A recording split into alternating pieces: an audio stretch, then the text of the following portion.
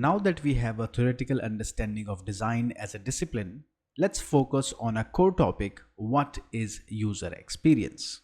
There's a well-known definition by Don Norman and Jacob Nielsen that says, user experience or UX encompasses all aspects of the end user's interaction with the company, its services, and its products. In simple words, UX is not just about screens. It's about the entire journey a user goes through from the moment they discover a product to using it and even after. Imagine you are booking a flight online.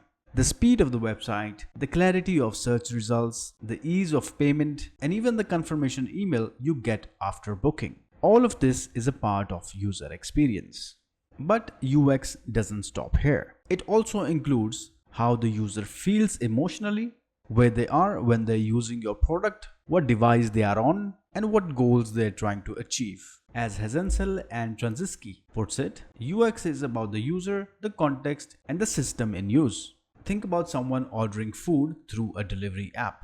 Are they at home, in a hurry, on mobile data with low battery? All of that affects their experience. If your design doesn't consider the whole picture, the UX might technically work, but it won't feel right. So UX is not just, is the button working or is the screen looking nice? It's also, is the user confused or confident? Are they enjoying the flow or getting frustrated? Or does the product solve their problem without wasting their time? That's real UX. When you design with UX in mind, you're not just making a product, you're crafting an experience. One that's useful, smooth, and hopefully even delightful. Because end of the day, people don't just remember features, they remember how your product made them feel.